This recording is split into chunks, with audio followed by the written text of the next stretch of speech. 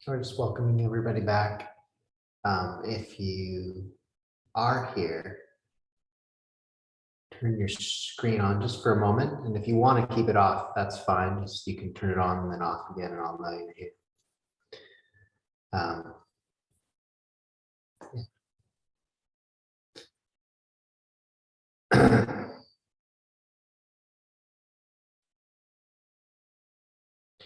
So we're talking this month about the healing of the Dharma. And I've been contemplating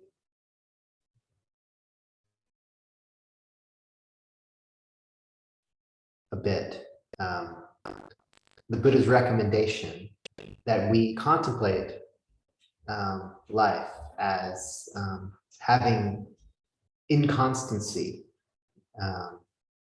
unreliability, stressfulness. And I have a lot of trust in the Buddha personally, and maybe all of you do as well. And so it helps to, when faced with such a difficult contemplation, have some trust that the teacher is looking out for us, right? So, you know, there's this thing that we say here, we've been saying for a while, the community here for morning meditation, after saying this human birth is precious, our opportunity to awaken, we say the body is impermanent and time of death is uncertain. So it's recommended to contemplate that, to really take that on board. This body is impermanent and time of death is uncertain. And then to acknowledge that the cause and effect of our actions and our thoughts shapes the course of life, and that life brings inevitable difficulty. No one can control it all. So how is this healing? This is what I've been asking myself. How is this healing to say life is like this, that life has these qualities of having difficulty, not being able to control the things that we often would really like to have some control over.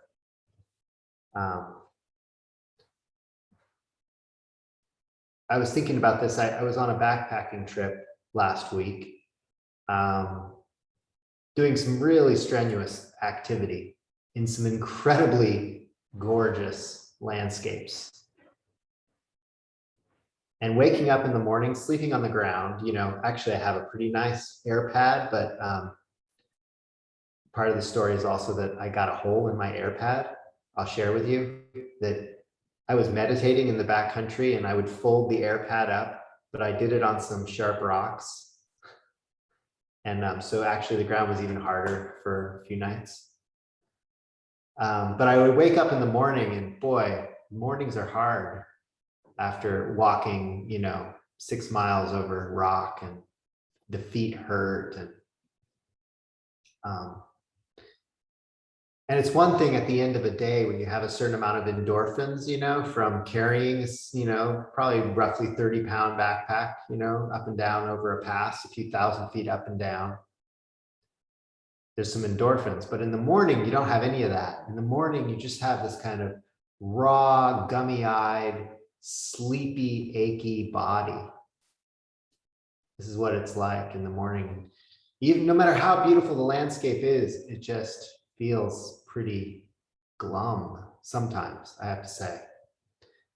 And it's so interesting because a lot of my backpacking trip will be so euphoric. And then there comes these moments where it's just like, oh, wow. Like,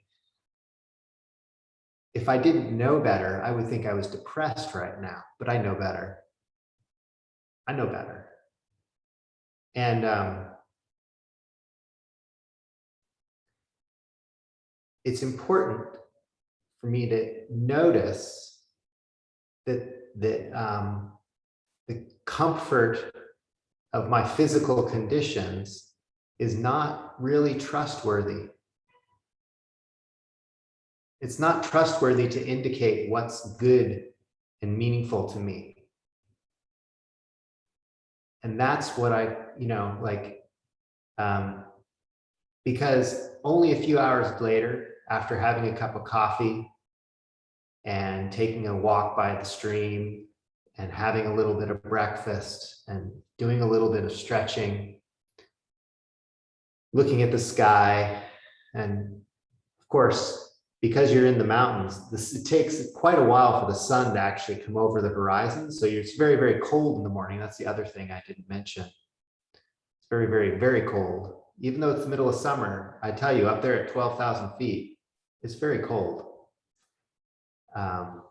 So finally, the sun comes over the horizon, you're feeling warm and you're stretched. All of a sudden, wow, everything is so joyful. Like, if I didn't know better, I would think I'm ecstatic right now if I didn't know better. And so there's a teaching, a traditional teaching, which I actually have in front of me on the computer screen. But I'm going to try and just synopsize it for you. But I'm going to give you the reference if you're interested.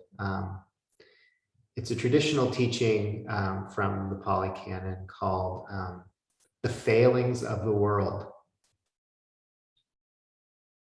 Loka Vipatti Sutta, The Failings of the World. And so I'll just say right off the bat, I've given you a sort of preview of what the failings of the world are. The failings of the world are the failings of our body. It's the failings of our environment to be completely predictable and within our control. It's the failings of our sort of internal emotional apparatus to constantly actually appropriately respond to things. And I say that because it really does feel sometimes like when I'm in a state that's very, very uncomfortable, that the thoughts I have are valid in relationship to that. Like I'm going to share with you that if I'm in a very uncomfortable state, and I'm saying this, slightly knowing that I think we all know what this is like, but that I'm just much more likely to blame other people for things. I'm much more likely to, when I'm uncomfortable, want to stop people from taking what's mine. I want to make my coffee before I make somebody else's coffee, that's for sure. In this moment in the morning that I'm talking about.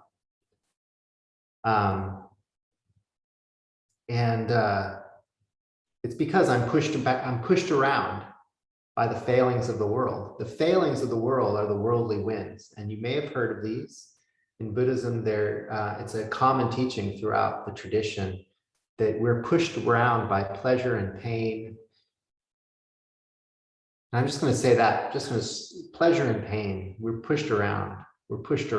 And we misinterpret circumstances because of pleasure and pain.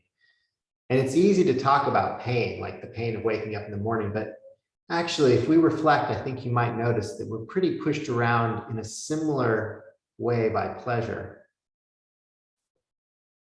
That we think happiness is the sun coming up over the horizon and warming our body. Just like we think unhappiness is waking up with achy bones.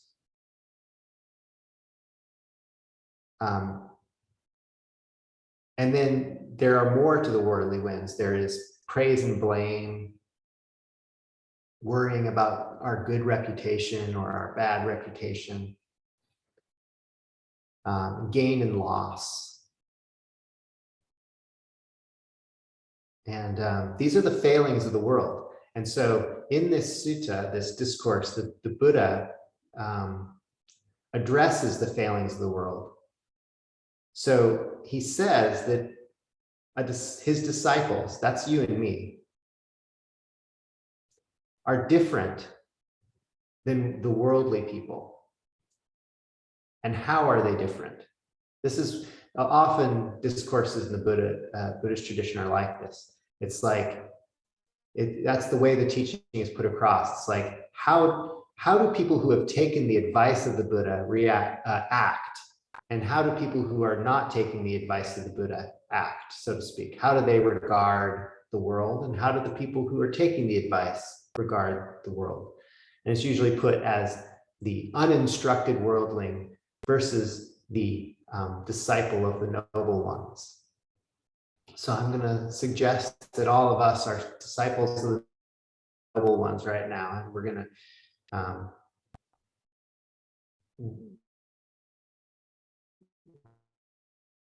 how is it that we regard the failings who are uninstructed? How do they regard the failings of the world? My computer is saying that my internet connection is unstable, and I'm going to give that a moment. How am I doing? Are you guys all hearing me?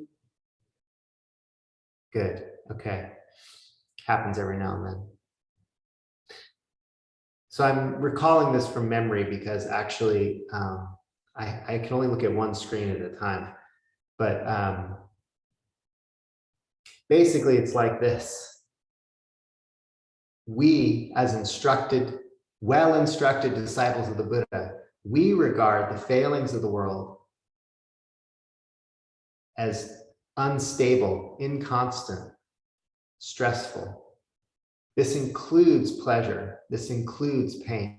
That it's unreliable, that they're unreliable ultimately, right? So amassing things that help maintain our stability, like money, housing, cars, clothing, all the things that maintain our sort of way of controlling the environment, we don't regard them as constant. We don't regard as stable, as somehow peaceful. They aren't peaceful. They're unreliable. They're clouding our vision about the way things really are. And this is what the Buddha wants us to wake up to. It's not that the things that are unstable are the problem. The problem is our vision.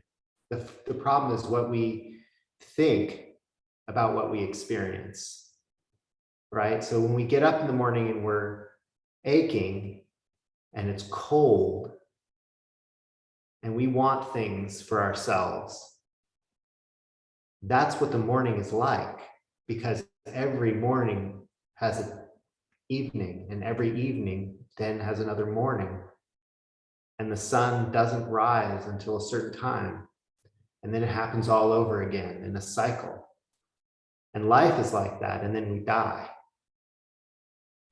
And we accept, if we're clear, that life is synonymous with death. Like they aren't separate events. Pain is synonymous with pleasure. Like they aren't separate events.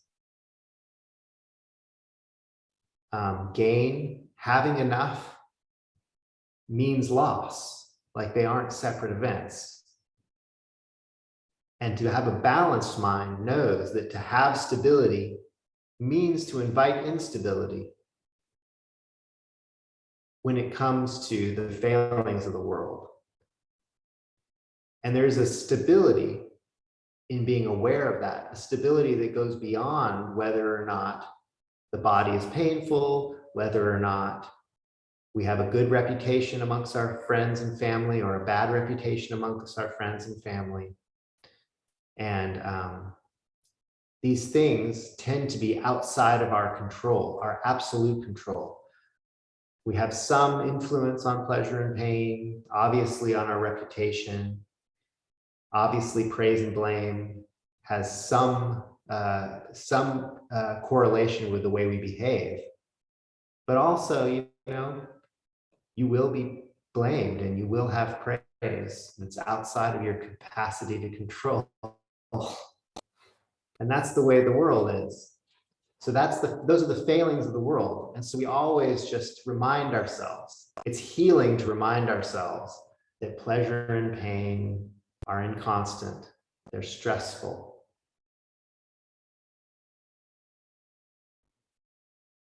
Even when they feel really good. That's amazing to me. And that works. That even when you're really joyful, even when everything really goes your way, it's good to just remind yourself, this too is inconstant. This too is stressful.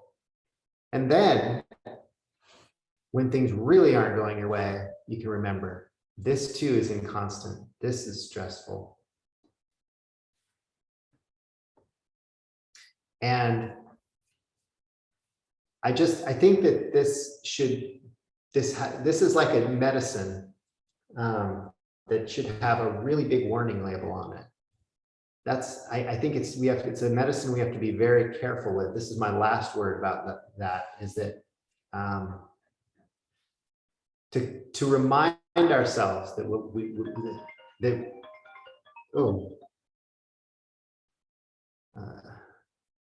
to remind ourselves, sorry, my phone actually rang.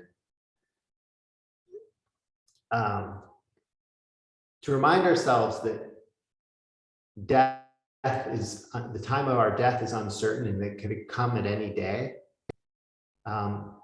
is very easily the kind of contemplation that isn't healing. I just want to say that. I've experienced that. And traditionally, there are instances where that really didn't work out very well for the Buddha's disciples, that they misunderstood his point. I just want to say that because it's true about contemplating inconstancy and stressfulness. It can actually just kind of lead to a dark view of the world. And that's not what the Buddha is recommending. And that's why I started this talk with like a trust in the teacher, that we explore it from a perspective that is aware of its healing potential. It really helps to be aware of the healing potential and know that that's what you're looking for. You're looking for something a little different than your usual malaise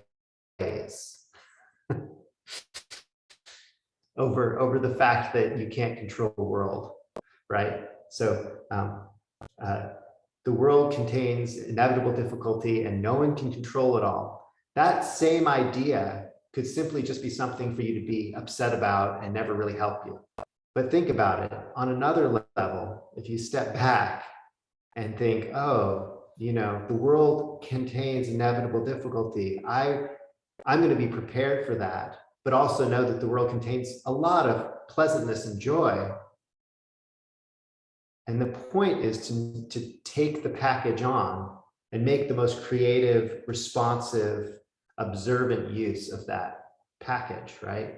But know that you can't separate out the package completely from the loss and the pain and the poor reputation and the blame.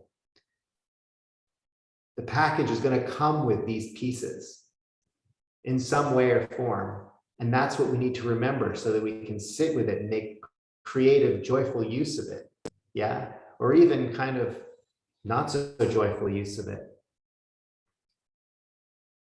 So that we're not blustered around.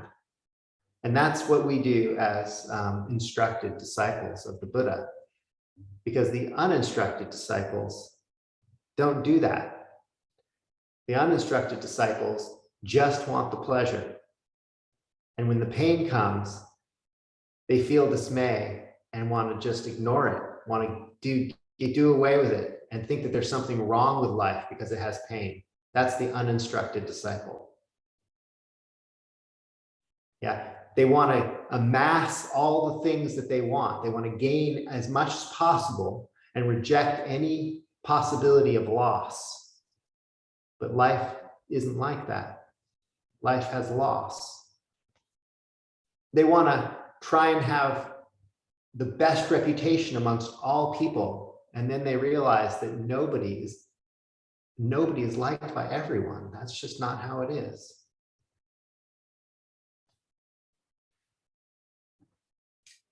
And, to be praised is to end up being blamed. And to be blamed is to learn and then become praised later.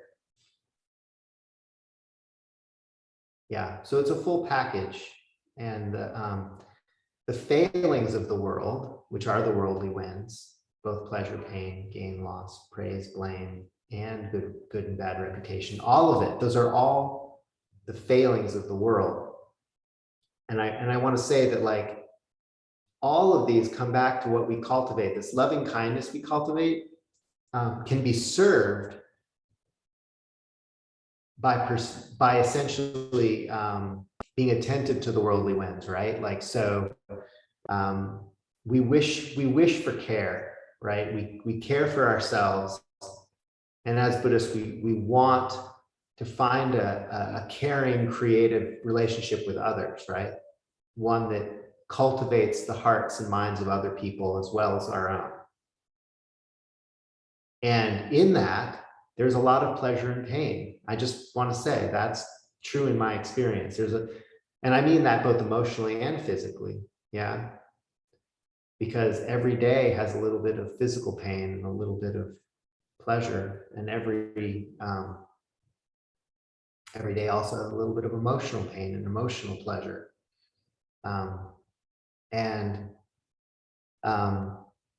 That milieu of pleasure and pain can creatively be worked with to express care for other people. So what happens is we are going to have the worldly winds, right? We're going to have pleasure and pain. We're going to be blamed. Sometimes we're going to have a really good reputation, and then we're going to find out we don't have a very good reputation. And all of that can happen with care. The kind of care that can be worked with creatively for the betterment of yourself and others. And the thing about the worldly winds is they tend to confuse us. That's what I have to say, is they tend to confuse us because we fixate on them, right? So yes, of course, we don't want ourselves or others to have pain. Yes, that's not the point. I don't want you to have pain. You don't want me to have pain. So it's not that we don't prefer pleasure. It's that we're confused by the whole thing. We're confused that pain means that we're not happy. Like, literally, that's my understanding, is that I actually think that because I'm feeling pain often that I'm not happy. And I realize that's not really true. It's a story I have about pain. I have a story about discomfort that means I'm not happy. And I tell that story to myself, and then I believe it.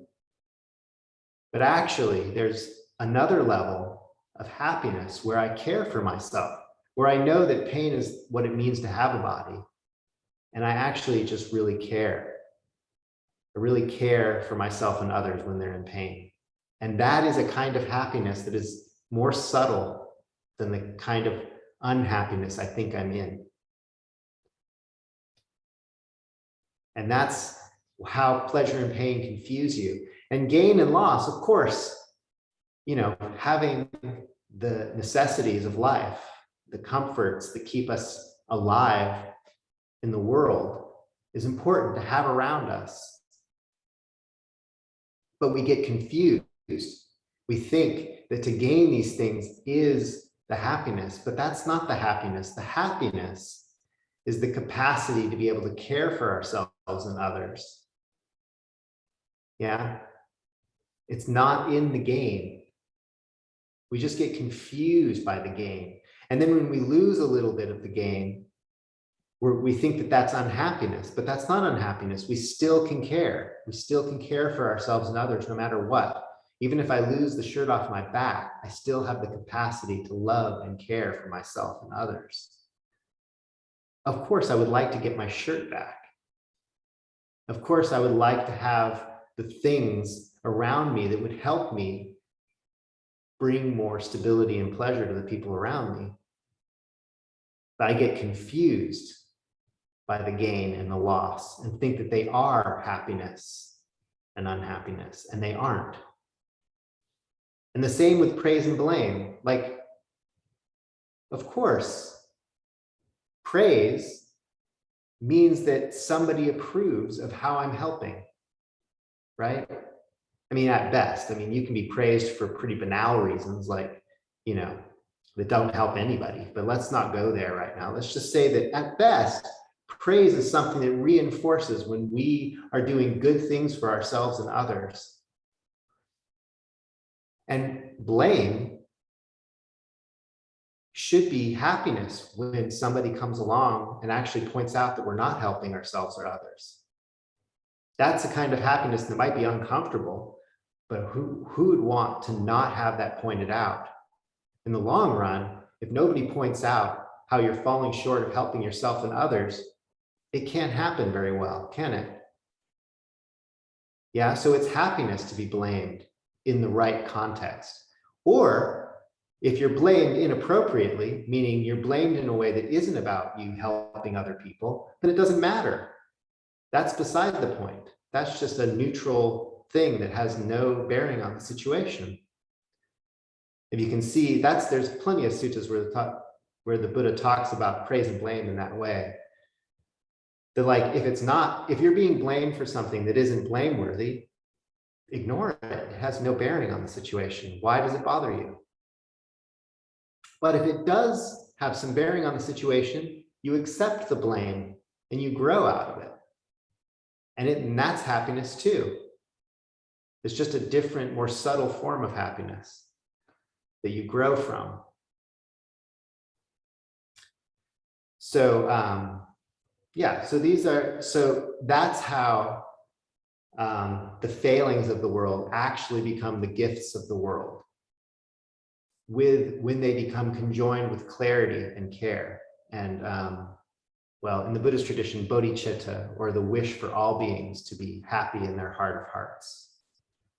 And as long as that's what's being pursued with clarity, these worldly failings are just sort of trappings that either help or hinder.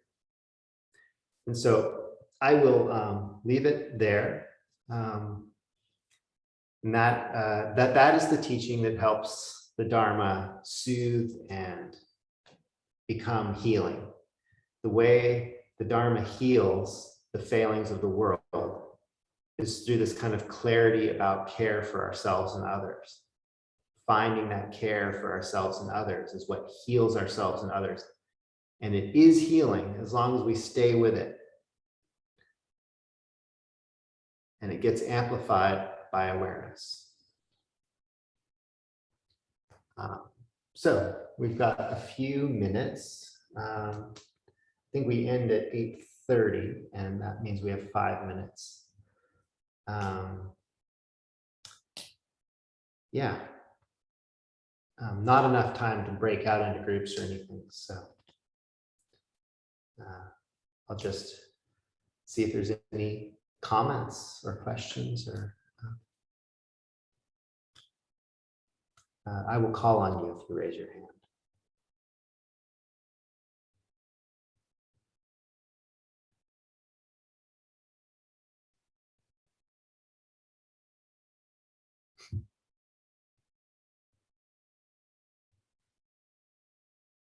Ethan.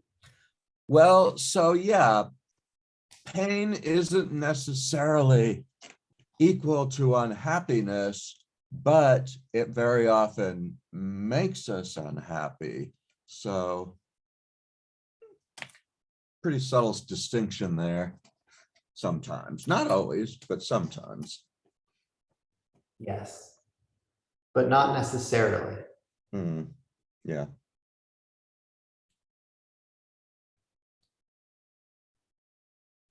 Zui. I have a question. So I understand life is the same, life and death are the same, right? Pain and pleasure are the same, as you're saying, or I can't remember the exact words you were saying, but one comes with the other. No, what were the words that you said? I can't remember. It was, Praise and blame. say it again. Praise and blame. But you Good said reputation. that they are this. You said life and death are not separate. They are the same thing. Is that right? Or one Well, comes with the other. Sorry. Yeah, they come with each other. That's the best way to put it, I think. And then, so you also talked about stability and instability. So everything made sense except for the stability, instability bit. Well, they are unstable. Okay. Now that I'm saying it, I actually understand it. Yeah, Okay. I got it. Okay. Thanks. Thank you. Yeah. Medici. Your voice is not coming through. All right. Caring for yourself and others, and maybe being creative about it. I know there's nothing specific said in the Dharma, but is there leeway given? I mean, I'm thinking particularly of my brother now who's going through some rough times, and what really helps him is dark humor. I mean, it's very healing, and it really, you know, makes his mood better and everything. And so he likes it if others can participate in that, but that's really helpful, although it might sound unskillful. So I don't know if you have any particular take on, you know, the tactic one uses to, you know, help oneself. I don't have anything to say about that other than that sounds wonderful to use humor to Okay. lighten a dark mood. Yeah. With dark humor. I mean, Sure. Whatever humor is necessary. yeah. Yeah. Okay. It just seemed kind of, you know, in terms of Buddhist, as far as Dharma, a rather odd thing to choose, but it seems to work for Well, him. it works. It's also inconstant and unreliable. Oh, yeah. Yeah.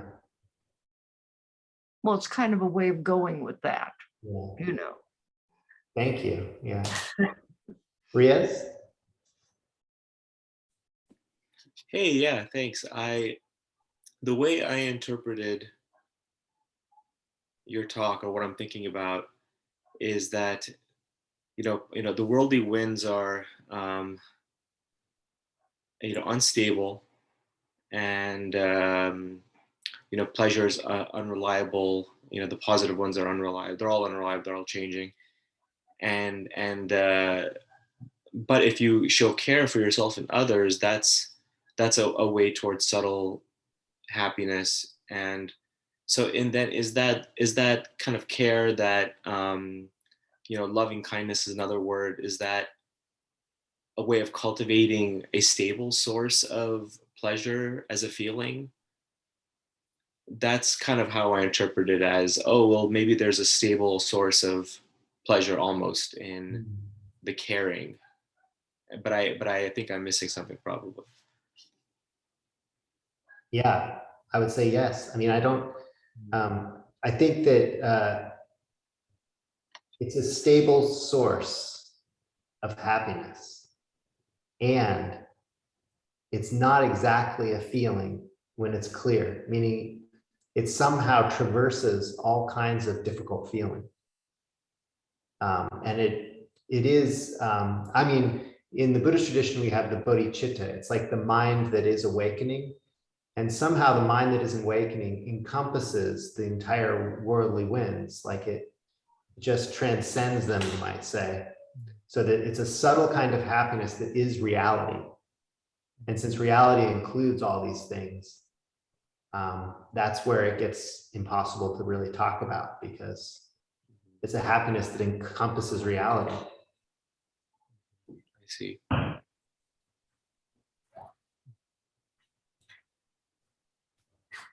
Varun.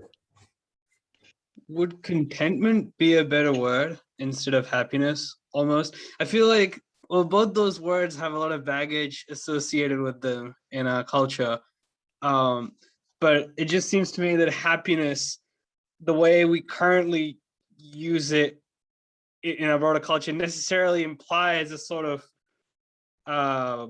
pleasure, right? Or a sort of like that's almost dependent on other things, versus it almost sounds like the subtle happiness you're describing is trying to be less dependent on what's happening out there, and it's more of a function of what's happening in here, kind of thing. And Sure. so happiness, I wanted to, I was just brought this up because of the previous question, and so I'm wondering if part of the confusion is because the word happiness is almost inadequate to describe what it is that we're trying to describe, you know, and maybe contentment also is, but yeah. Yeah, thank you. I think when you get to this kind of level of specificity with words, some words may be more or less accurate to any one of us on the screen. Right. Contentment might be more accurate. Happiness might be more accurate. Intrinsic care is what I was just thinking, might be more accurate. But really, it's stressful and inconstant to try and find the perfect word for things, you know. That's another aspect of the worldly winds, is us trying to find the perfect words to match what is a kind of intrinsic reality that we're trying to wake up to. Yeah. Makes sense. That was an awesome Thank talk. you. Yeah. Yeah. It's lovely to see all of you in your box this evening. I appreciate that some of you actually have a desire to go into breakout rooms, and that's not happening this evening. So I do apologize. We had a longer meditation this evening than usual, and I thought that was a helpful thing for me anyway. But thank you for coming, and much care and love to all of you, and have a good evening. Thank you, Thanks so much. Prasadachitta. Thank you. Thank you, Prasadachitta. Thank you. Thank you, Prasadachitta. Excellent talk. It was great. Thank you. Thank you. Thank you. That was wonderful. Yeah, Good night. it's a really, It Bye. was really awesome. well Thank you. organized, very clear. Bye. Yeah. Thank you. And did you mention there would be like some link or the name of the text? Yes, I have it here. I'm going to post it right now so that you can see it. How do I do this? Go to the chat. Everyone. Oops. Okay. That's the, you can find it online in a number of translations. I do recommend reading various translations because different translators bring out different aspects. Okay. Thank you so much. Yeah.